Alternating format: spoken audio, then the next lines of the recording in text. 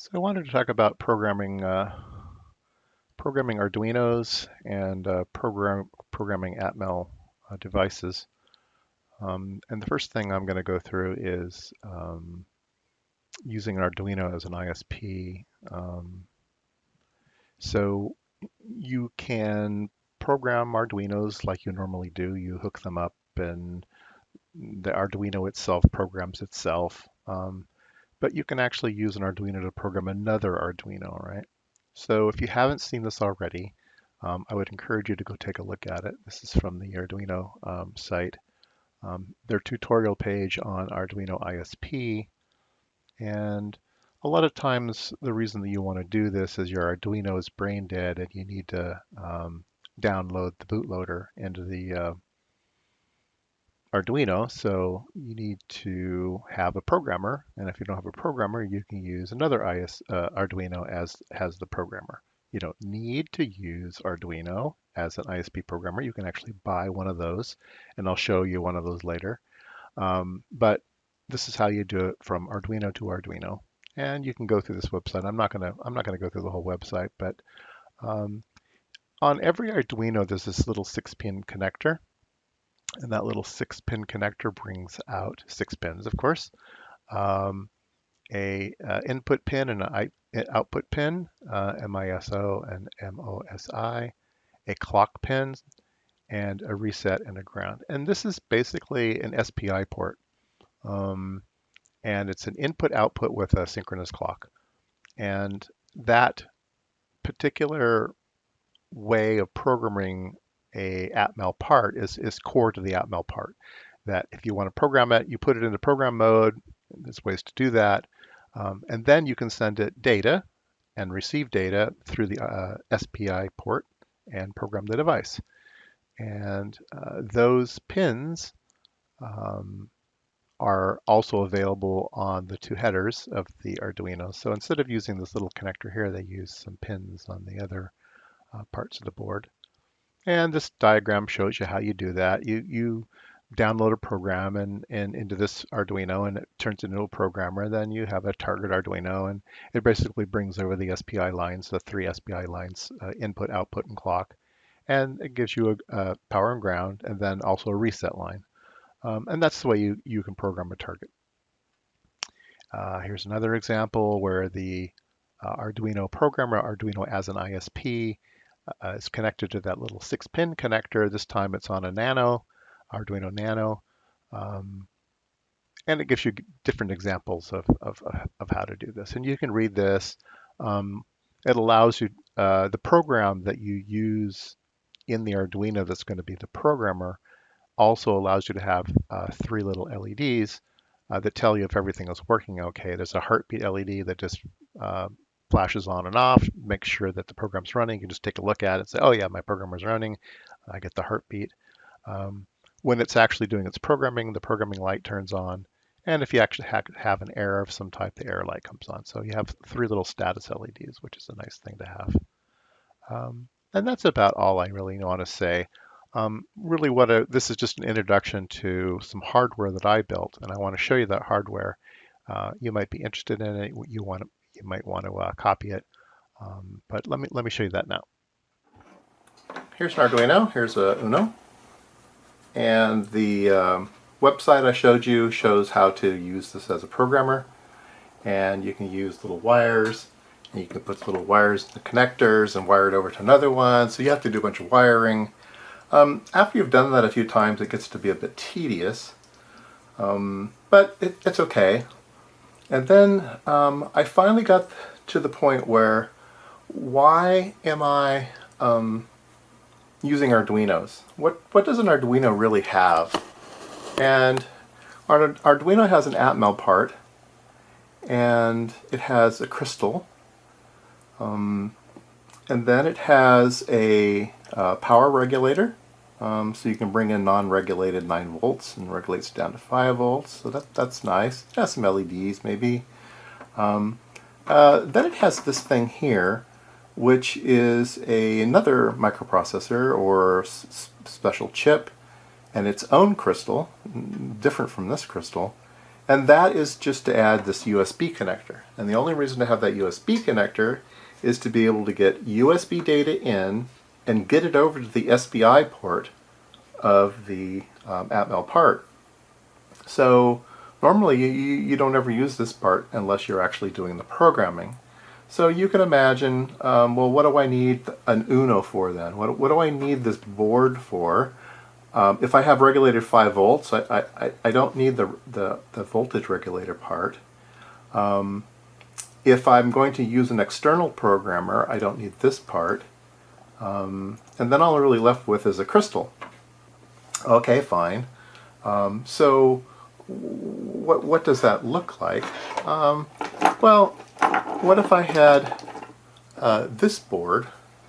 This board is just a socket, so I can put a Atmel 328 part in here, and it adds the crystal, and it has some wires, so it adds that little 6-pin connector. So now I have a part, crystal, I have everything except a programmer. Okay, so you can buy programmers. So this programmer is just basically this part of an Arduino.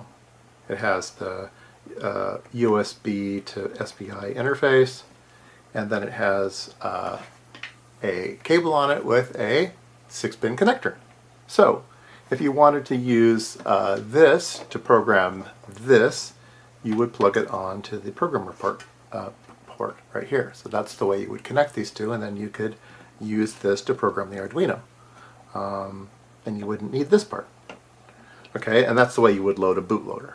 Okay, so in my particular case here, then all I have to do is hook up my programmer to this little connector, and now I've got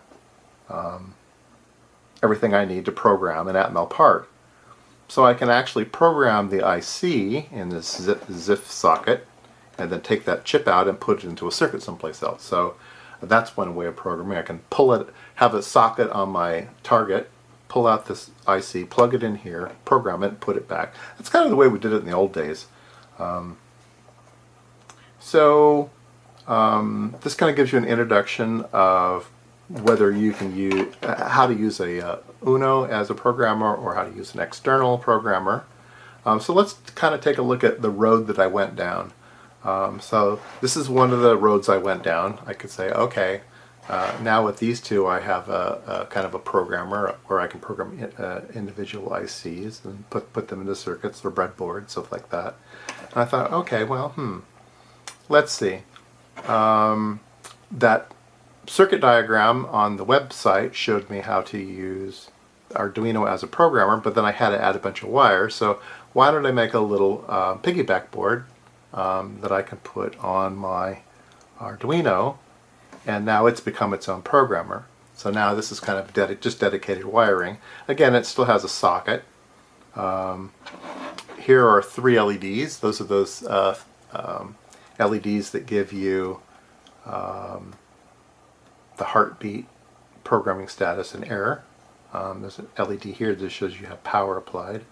So I did that. So that was one avenue that I took. And then I decided that I wanted to do more than just Atmel 328 parts. I really liked the 84 parts, and I really liked the 85 parts. The 85 parts, the little 8-pin devices, and they're not very powerful, and you're really limited to the number of I/O pins. And then I really liked the 84 parts. The 84 parts were 16-pin part, had a lot more I/O, and I really liked those parts. So I said, okay, well, I built this board, and I liked it, used it for quite a while. And I said, okay, well, let me build a fancier version, so I built this one. So this one is the exact same circuit, but it has 3 sockets. And it's wired up so that if you want to program an 85, a tiny 85, you'd plug it in here. If you want to do the 84s, you plug it in here. If you want to do the 328s, you plug it on here. So you don't need any switching or anything, you just plug them in and tell the device which part you're programming. So this is probably my most used device if I want to do just individual parts. So what I want to do individual parts, well, let me give you an example. Here's a little board. This has a battery, 9-volt battery. It has a tiny 85 on it. So if I connect the battery up, it has just a light flashing program. And I have 5 LEDs hooked up to it. And it slows down and then speeds up again.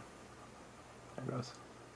So it has some switches here. I was going to do other things with this little board. And then I decided, okay, I was pulling out the IC and taking it over to my programmer, plugging in the programmer, programming it, taking it out of the programmer, and then plugging it back into the board again. Well, that got to be old after a while, and I thought, why am I doing this? Why am I doing all of this stuff?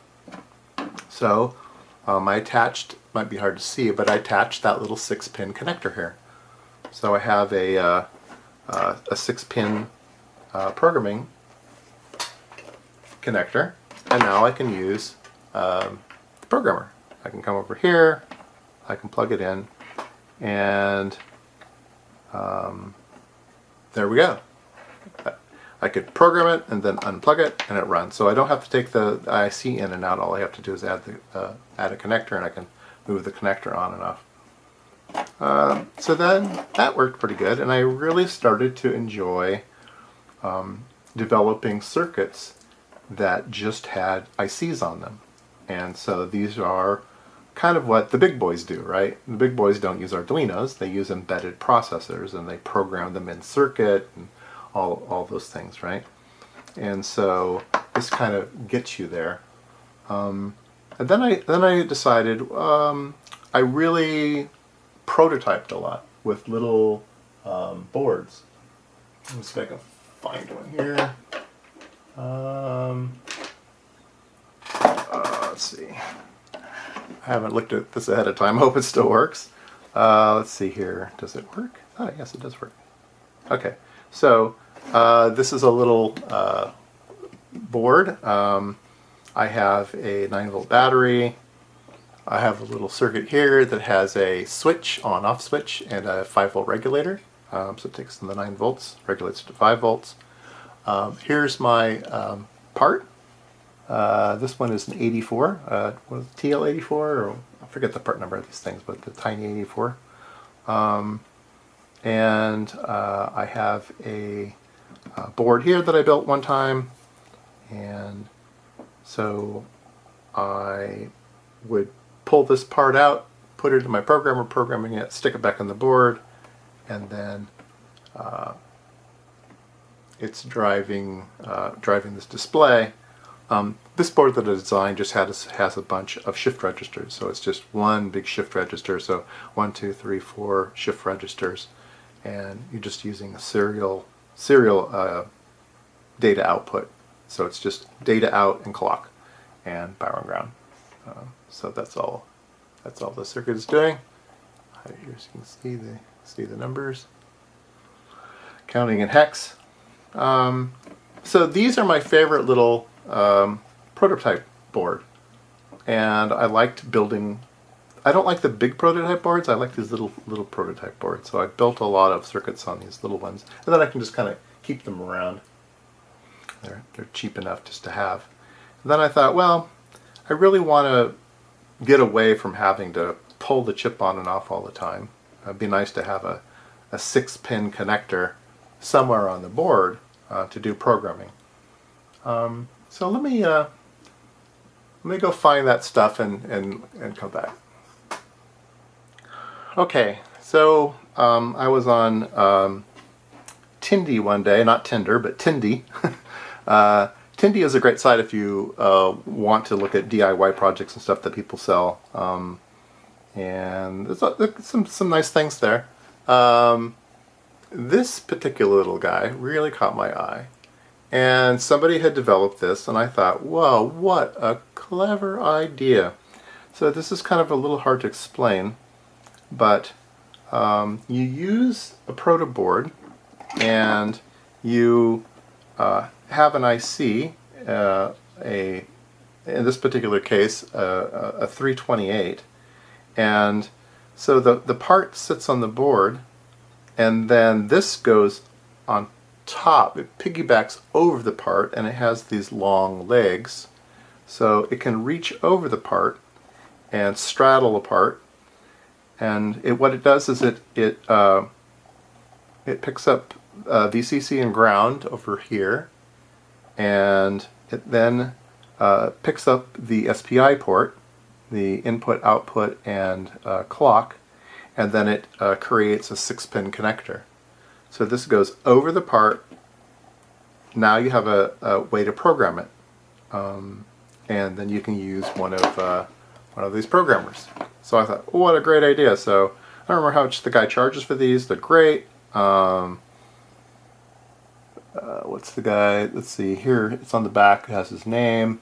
OSSICONN, I believe. Labs. Osicon Labs, something like that. And I thought, this is just a wonderful idea. And it got me to think, and I went, well, you know, I like those other parts too. And he only sells a version that is for the 328. And I thought, well, it's such a simple little board, I can lay one out. So let me find my version. Where is it? Here. Let me show you this circuit. Too much stuff on my desk here. Okay, so here's my version. So I have some boards and something going on here, and I just I have a 328 IC in here, and I have this little board, and it just piggybacks on top, just like that, poof. And now you've got a programmer. It has a switch, so it has a reset switch. I also added the LED on pin 13, and I also added an LED on the SPI clock line, I believe, so you can watch it program. So a little fancier than the original one, but this is great. It allows me to just pop this on, program it, pull this off, and now I have a standalone project. So this is a great little thing to do. So then I thought, well, you know, I like those other parts too. So here's a programmer for a Tiny 84. Again, it's the little 16-pin package, and here's my board. Again, it adds the two LEDs, the reset line, and has the 6-pin connector. So that allows you to do 84 parts. And then, of course, I have an 85 version also. The 8-pin version. Again, it adds the reset and the two LEDs, and allows you to do in-circuit programming. So I should probably get around to selling these online sometime, but they're easy to build, so I mean, there's just no secrets in here, right? It's just the SPI lines, and away you go. But it gives you an idea of this idea of piggybacking things. So you can piggyback things to program them. You can also piggyback things maybe to troubleshoot them. So let me show you this board that I designed. This is pretty wacky. Again, it's a piggyback board, and this one piggybacks an Atmel 328, and it basically adds an LED to every single line, and it adds a reset. It also adds the 6-pin program line, so you could use this as a programmer, but it was really for troubleshooting. If your code, you're not quite sure whether you're talking to the different pins correctly, this allows you to monitor every single line on a 328 part. just by piggybacking it. So you might just use this intermittently. But I think the idea of piggybacking on little proto boards is a great one, and I'm sure there's lots of more ideas to come.